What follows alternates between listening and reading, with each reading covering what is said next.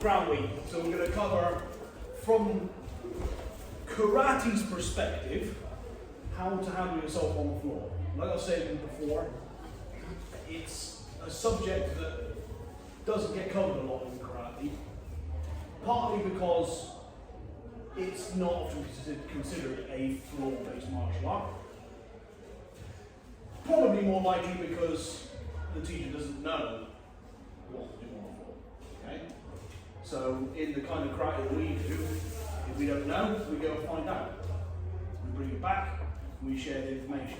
That's how teachers get smarter, that's how students get smarter. It's an ever-going cycle. Okay? So we'll start with what to do if you unwillingly end up on the floor. And we're going to unravel it from there. Okay? That's a pretty good starting point. Because you can ask yourself a lot of questions about ground fighting. You could ask yourself questions like, would I willingly go to the floor?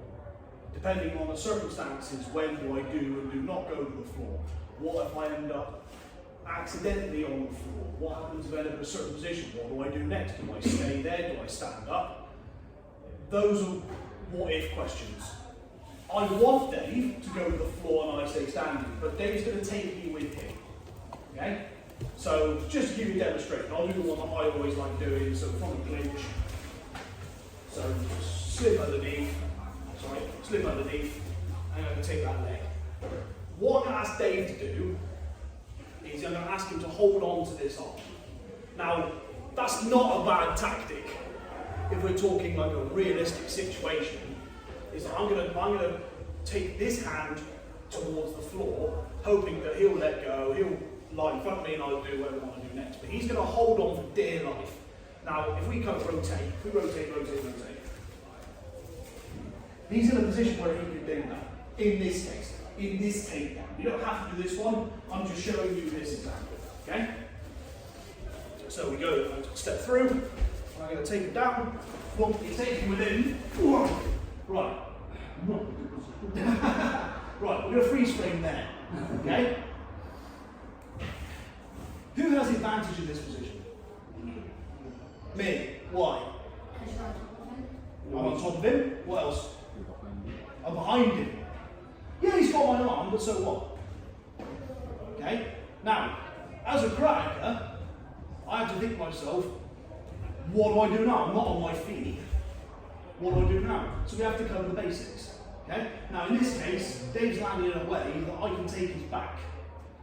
In other words, I'm behind him, that's a good position for me. So what I can do in this case, I can either take him out and do whatever I need to next. If I want to stay here and hit him a couple of times, and I can, but I can also put my weight on him, slip the arm out, push on his shoulder, and stand up. Right? I'm not telling you that's what you should do. I'm telling you in the way that I landed, that's what I would do. Try something else. So try different takedowns. So let's say we were doing the one we did with Sensei Greg the other day. So slipping under, taking, and we do hip throw. Okay? So in this case, it might be again, he might be trying to take me down with this side. Okay? So go through, we'll do the hip throw, over the top, knee take, whoa, I'm terribly wrong. Where am I now? Still in a good position. What position is this? Side control. Yeah. Don't. Oh no, what do I do now? Try and land yourself in either kind of way you lie on the floor. We cover the basic positions, the basic ones. We've got mount, right? Don't do anything after this. Just get yourself to either this position,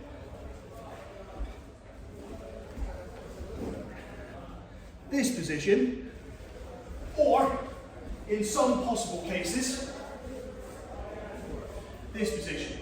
If depending on the takedown, you might land forwards on top of them. I'd advise this partner to wrap the legs up and then get yourself back to Seiza. You may land in half guard. You might land on half of the leg. That's fine. They still, so in this position, I'd ask Dave to wrap up one of my legs. So do what you did before, wrap it, yeah. So basic positions, how you can land. Try and get to one of those positions based on whatever takedown you do and how it goes wrong. We have to, remember what we were talking about the other day, we have to train compliantly and then we can train less compliantly. We have to learn the framework first. This isn't about the takedown, but the takedown will lead into the next bit. I want karate people, especially the karate people in this class, I want people to get good at this because this isn't practiced enough. We'll try and go through, and Sensei Greg will add some as well. If there's any takedowns you want to try, I don't want to make it about the takedown, so keep it as a simple takedown. If you're here when we're doing the hip throws, do that. So with this one I like doing, you know I like doing it. The reason I like this one is if it works, they land in front of me. If it doesn't work, I can land on top of them. Right? That's cool, right? That's a really good plan A and plan B. Is if it goes well, lovely. Okay? But what if it doesn't? So this time Finny's going to hold on to my arm because he doesn't want to go on the floor. You know, bear in mind this is a matted dojo. If this is going to happen out of the real world, it could be hardwood flooring, it could be concrete, it could be the edge of the pavement, and Vinny's going to hold on for dear life. I don't blame him. Okay? So I want you to imagine that I'm going to throw you on concrete. Right? In your mind, this is concrete. How would you react? Yeah, that's a fair response. Okay? Alright, he's not ended up, so we've got to rotate. This is not a great position for Finley, but in his eyes, this is better than what plan A was. If we do a takedown where maybe the way that I fall literally on top of him. So it might be, if we do the hip throw, so I come round the side, and get he holds on, boom, I fall on him, fine, take him out. Okay. Or, let's say we're doing the knee or the ankle pick that we were doing the other day. Maybe that goes wrong, okay? I'm taking this high, I've gone through, I've done the ankle pick, it's all gone wrong, I've fallen on him.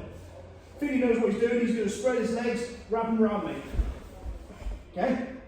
So I've fallen on him, but I've not fallen on him here, I've fallen on him further back, because it's all gone pear-shaped, I've fallen over, he's got me hooked up. Sit back and say, just do that. Okay? Those are actually three fairly good examples. So you've got, from the clinch, step through, and take down so he's side on to me. Okay, that's number one. We've got the hip throw, where if it goes wrong, I'm here, almost square, well, almost in line with like eye to eye with him. Or I go for one of the other ones. Maybe I'm going for the takedown. Maybe I'm coming from the front. Trying to take him this way. He's gone, oh my god, it's all gone terribly. I've done a terrible job of that. And then I'm too late. And Finny's going to lock him up. I'm going to sit up. Okay?